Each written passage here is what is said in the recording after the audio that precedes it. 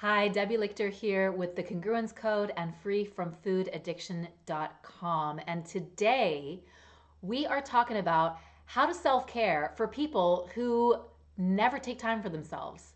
So if that is you, then stick around, take a couple minutes for yourself. And I have 5 tips that I want to share with you to really help you because I super relate to you. So if you tend to have everything in your tank, you're always able to find that little bit of extra energy for others. When it comes to you, you just draw a blank, you are depleted, and you just don't take that time for yourself. You stay up late, you don't eat healthy, you don't exercise. You just get into that pattern or that habit of day in and day out not prioritizing yourself. Then listen up for these 5 tips and implement them today. Just do it. Just do it. No, I'll give you some tools at the very end to kind of just address that part of us that actually knows that we're not doing the thing that is healthy for us, and yet we can't get out of that pattern for some reason. So stick around. But the first tip here is to schedule it. What does not go into your calendar, what does not get scheduled, does not happen. And I guarantee that you schedule a ton of other things that you show up for. I know a lot of women that I speak to, they say, hey, I don't want to let someone else down. So if I have an appointment, I will always show up for that other person. So what if you just try that psychology on yourself and make an appointment for you? I don't care if it's 30 seconds in your day. Just taking that time, you can put little reminders. That's what I do on my phone. I have little reminders, pause, breathe, connect.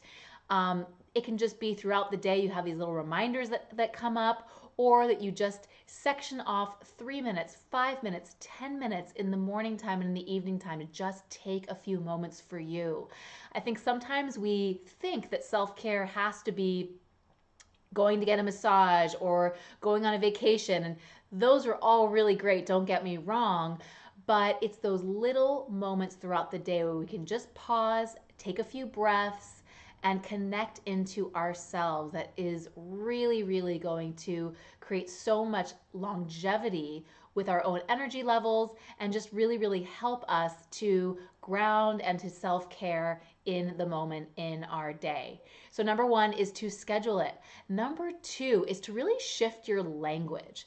So I can't tell you how many times I'm talking with folks and they're telling me, well, I just never do this. I never do this and I never do that and I don't do this and I eat this way. And I'm like, well, yeah, well, you're just pretty much telling yourself that that's what you do. And so you continue to do that all the time. So what if you just shift your language? And what if it's, I am self-caring? What if it is, I am taking a few moments in my day to take care of myself? What if it's, I am working on loving myself more? What if you can just shift your language? And here's the key about it is that you really want to say something that is congruent. You don't want to say something that is like such a big stretch that even when you say it, you feel like it's not even landing inside of you. You want to be able to meet that with something that actually feels true. And so I am taking steps to take better care of myself is absolutely a true statement that you can fully lean into, that you can fully get on board with. It's congruent. Your whole body says, yep, that is true. So finding some languaging that can help you to be in the energy and the vibration of what is happening instead of telling yourself the story of what did happen is really going to help you. Speaking of stories that you're telling yourself, let's talk about the number 3 tip. That number 3 tip is to reframe the story that self-care is selfish. This was a huge thing for me, so I really get it. And so many of us grew up in environments or in families where we were told sometimes straight out that self-care is selfish, or that we're supposed to, derive all of our happiness out of taking care of other people, or that everything that is service-based and putting everybody else's needs for our own is how we should be living our lives. And so a lot of us are still working with that and feel really guilty if we do take time for ourselves. But here's the thing is that it's really time for us to reframe that story and actually fully understand that self-care is the highest form of service. I will say that again. Self-care is the highest form of service. The airlines get this, right? You go on the airplane, they're like, hey, put on your own oxygen mask first before you help somebody else, right? Then we get into our lives and we kind of like chuck that whole concept out the window and put everybody else before us, feel depleted, feel exhausted, get sick, and somehow think that we are being heroic and valiant because we are doing without. And we really have to get this, especially if you're here to help other people.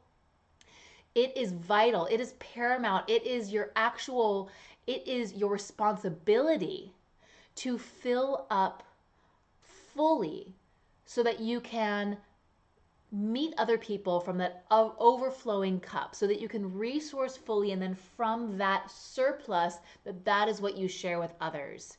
It is such a different energy when we're walking around with that martyr experience, when we feel depleted but then we think we're going to give everything to everyone else. There's something just energetically that doesn't work with that.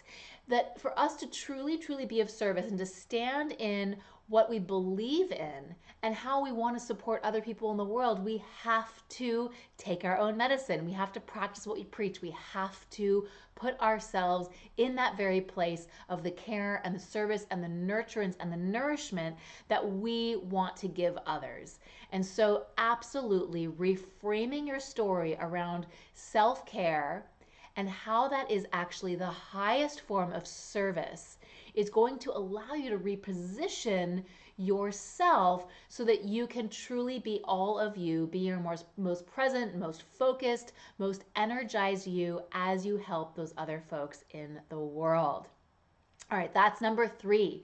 Number 4 is take small steps. So we have all had our own version of like the all or nothing, black or white, perfect or horrible or whatever it is situations, whether it's like going on like that extreme crash diet or whatever it is, where we try to implement everything at once. We try to have this whole makeover, be perfect. I'm going to now do it this way and I'm going to be perfect this way.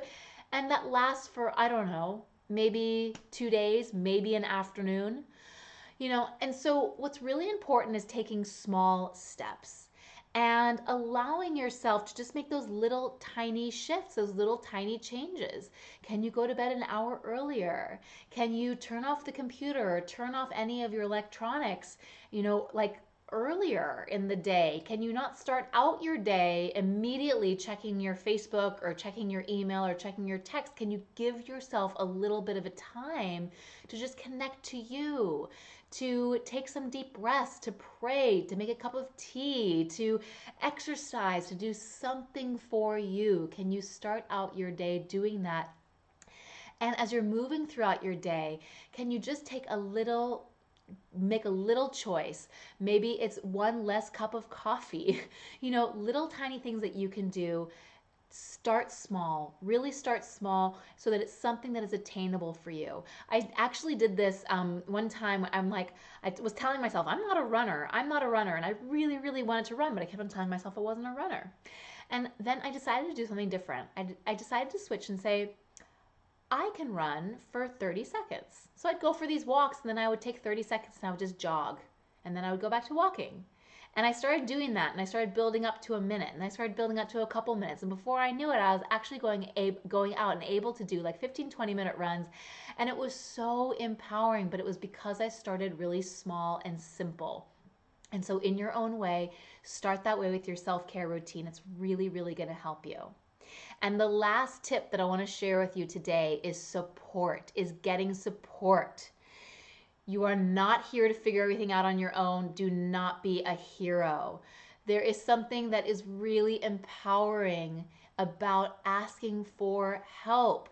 And I know it can be really vulnerable, and especially if you've asked for help from people before and you felt let down or you got disappointed, or maybe you didn't really have people in your life. Maybe growing up, you just really learned that people weren't there for you and you always have to figure things out on your own.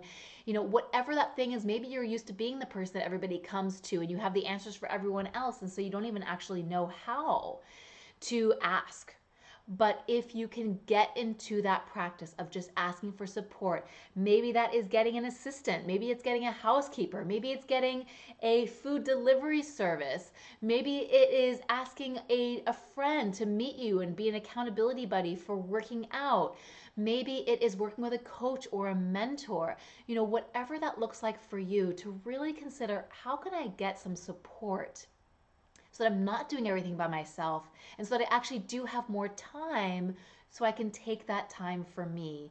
And I guarantee you that whatever you invest in with getting that support is going to come back to you 3, 4, 5, 10-fold in how you are able to show up and how you're able to be resourced and how you're able to be rested and how you're able to really access new levels of energy and passion and purpose and commitment and focus and all that stuff, so that you can be more of you out there in the world.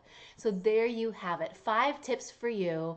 I will leave some links below, just with some more tools for you, and I'd love for you to share in the comments which tip you feel like you can really take action on today, and maybe what your biggest challenge with self-caring is. Would love to hear about that. If you like this video, please give it a thumbs up and share it with a friend who you think also could use some support with self-caring. And please do subscribe. Every single Wednesday I share fresh new videos. Would love for you to be one of the first people to find out about those. I will connect with you more next time. Bye for now.